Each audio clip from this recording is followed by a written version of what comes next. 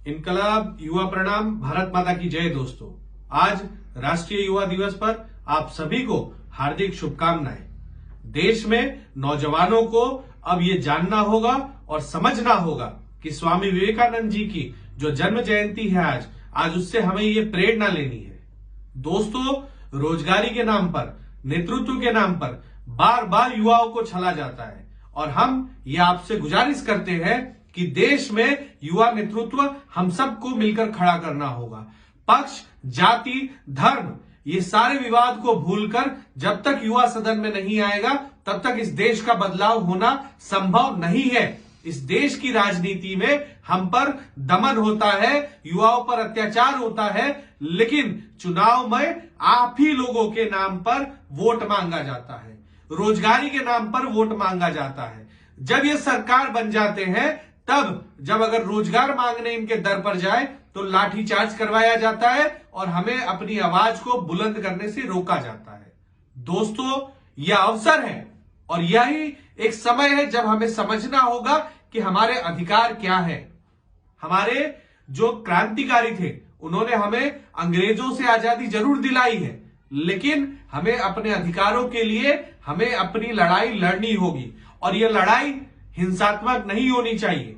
दोस्तों, ये समझना बहुत जरूरी इसीलिए हो गया है कि आज की सरकारें चाहती है नकारात्मक राजनीति करना।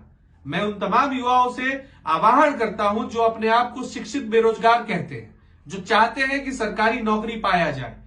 आज देश के 5 राज्यों में चुनाव घोषित हो चुके हैं और 5 राज्यों में कहीं ना कहीं 690 विधायकों की भर्ती होने वाली है। और अब क्या होगा? अब मात्र खोखली बातें होंगी। लैपटॉप देगा कोई टैबलेट की बात करेगा और कोई नौकरी की बात करेगा।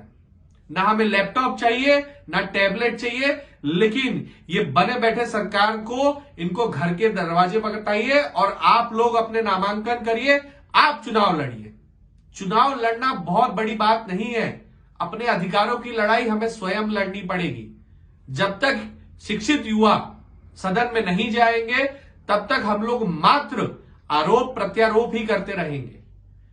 जातिवाद, पक्षवाद और इस देश में राष्ट्रवाद की जो नई नीति बनाई गई है, जिसमें हम लोग विभाजित हो चुके हैं, जिसमें दवाई कमाई पढ़ाई का मुद्दा है ही नहीं।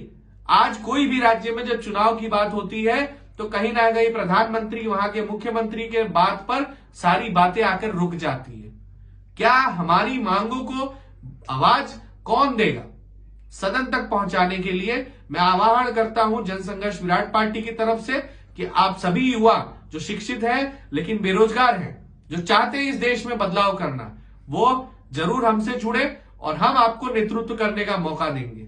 कोविड की इतनी महामारी में भी अगर चुनाव हो रहे हैं तो आप जानते ही हैं कि इस देश पर क्या प्रतिकूल असर पड़ेगा। पश्चिम बंगाल में भी जब दूसरी लहर थी तब चुनाव था, सारे प्रोटोकॉल धरे रह जाते और नियम लगता किस पे है? एक आम जनमानस पर। लेकिन हम करें तो करें क्या? ये पुलिस की भी एक व्यवस्था है, क्योंकि हमने सरकार चुना है और उस सरकार के आदेश से वो काम करती है। लेकिन हम लोग बार बार कोसते हैं पुलिस और प्रशासन को।